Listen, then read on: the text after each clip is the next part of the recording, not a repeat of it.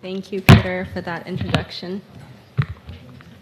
Okay, awesome. Good afternoon, everyone. And thank you, Gloria. Thank you, Mr. Saporito, for inviting me to speak at this year's InfoPoverty World Conference. It is truly an honor to participate and contribute to this important conversation. I'm realizing I didn't bring my glasses, so this is going to be fun.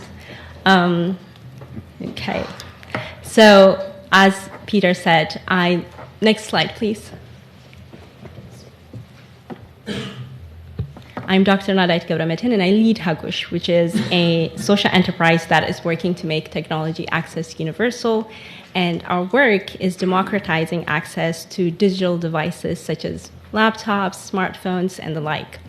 We collaborate closely with startups that are deploying AI-driven solutions that are bridging gaps in education and employment, and that are contributing to climate action, that are reducing poverty and increasing food security.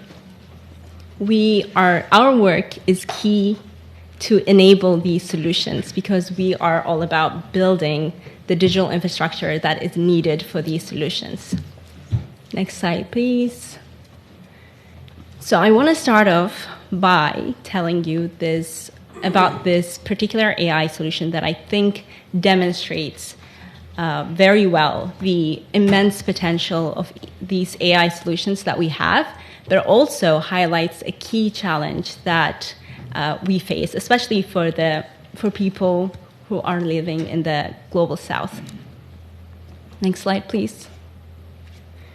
So this particular AI solution, it was developed by an agri-tech startup called Farm IT, based in Kenya. And what they do is they use satellite-based imaging to provide information to farmers who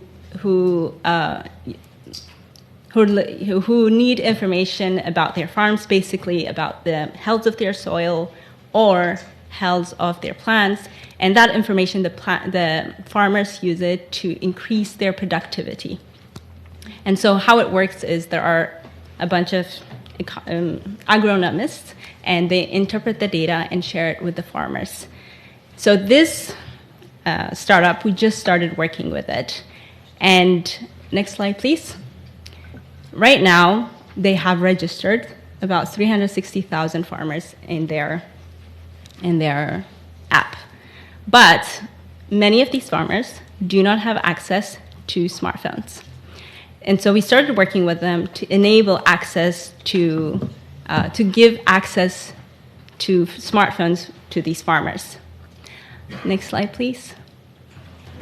Okay. So there are plenty of these startups that, okay, sorry. I'm just going to look at my slides here, so ignore me while you guys watch there. Okay, let's see. Okay, so there are plenty of other startups that across the global south that are leveraging AI for social impact purposes, but they're all facing the same challenge of lack of access. Not all of them, but many of them that we come across are facing this challenge where their users don't have access to smartphones, so they're not able to use their services.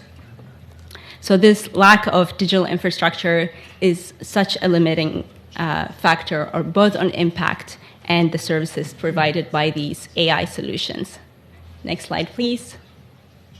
Okay. So there is no question about whether or not these AI-based solutions have the potential to improve human welfare.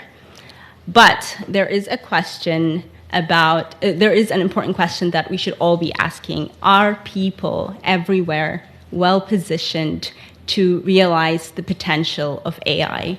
And at this moment, the answer to that question is categorically no.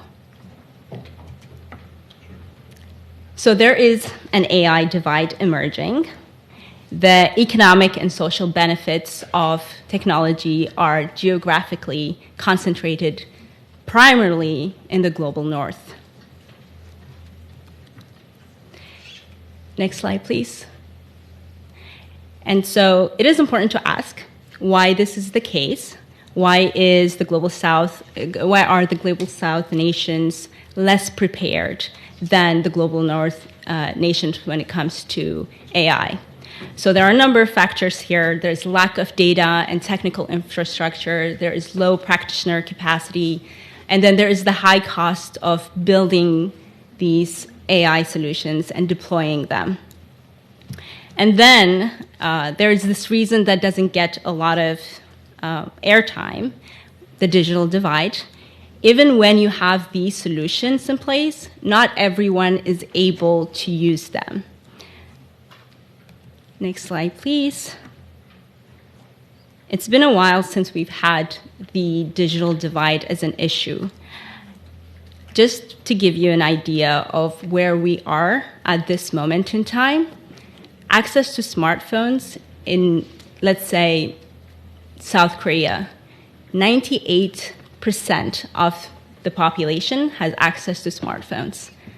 In Nigeria, 47% only have access to smartphones. And then 10% do not have phones at all. And then for computers, go back one more slide, sorry. For computers, the computers per capita, the highest, it's in Switzerland. In Switzerland, 96 out of 100 people have access to computers.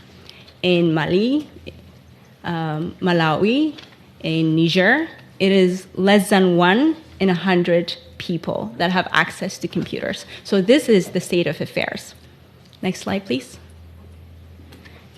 So for recommendation, now that I just talked about how the digital divide is very much still a thing, especially in the global south, most of the recommendations will revolve around that.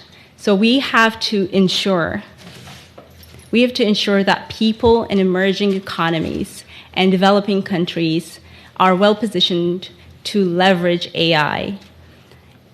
And that means, first and foremost, investing in digital infrastructure. That should be the first thing. And then investing in the human capacity, investing in AI innovation and integration, and developing the regulatory framework that is needed for these solutions. Thank you so much. That's the last slide.